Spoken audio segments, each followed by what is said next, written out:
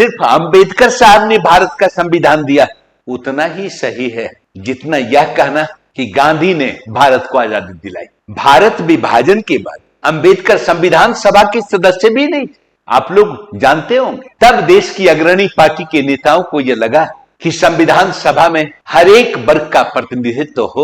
वे अंबेडकर साहब की बुद्धिमत्ता, उनकी योग्यता से वाकिफ भी थे और इसी उद्देश्य के तहत अंबेडकर साहब को संविधान सभा का सदस्य बनाया गया। इसमें कोई दो मत नहीं कि अंबेडकर साहब कास्ट मूवमेंट के नेता थे, महार जाति आंदोलन के नेता।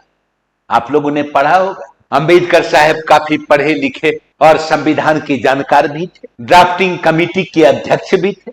संविधान निर्माण में अंबेडकर साहब की भूमिका को नकारा नहीं जा सकता। अंबेडकर साहब सबके विचारों को जोड़कर अंतिम रूप देने वाले संयोजक थे। लेकिन तब संविधान सभा लगभग 300 मेंबर थे, जिसमें से कई शिक्षाविद, कानून के जानकार और बेहतर लीडर थे। संवैधानिक सलाहकार BN राव की बात कर सकते हैं, संविधान सभा के अध्यक्ष राजेंद्र प्रसाद की बात कर सकते हैं, जवाहरलाल नेहरू और सरदार पटेल की बात कर सकते हैं। ड्राफ्टिंग कमेटी के 7 मेंबर में से आपके मुंशी की बात कर सकते हैं, अल्लादी कृष्णामाचारी की बात कर सकते हैं, गोपाल स्वामी आयंगर की बात कर सकते हैं, हम मोहम्मद सादुल्लाह की बात कर सकते हैं। सभी के सभी न्यायविद, प्रशासक और बेहतर राजनीतिक लीडर थे। भारत के जिस संविधान का निर्माण हुआ उसका नेचर कलेक्टिव था, सभी लोगों का योगदान था। आपने सुना होगा कि अंबेडकर साहब ने कहा था कि जो काम कर रहा था, जो पहले से चल रहा था, हमने उसी में सुधार किया और उसे ही अपनाया।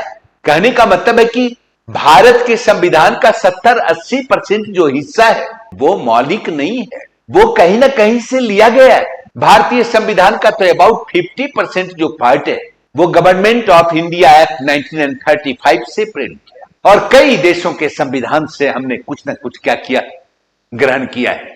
तब लगता है कि संविधान का एक बहुत बड़ा हिस्सा वो तो मौलिक है ही नहीं। इसीलिए ऐसा स्टेटमेंट दिया गया कि भारत का संविधान ना तो पूरी तरह विदेशी था और ना पूरी तरह मौलिक।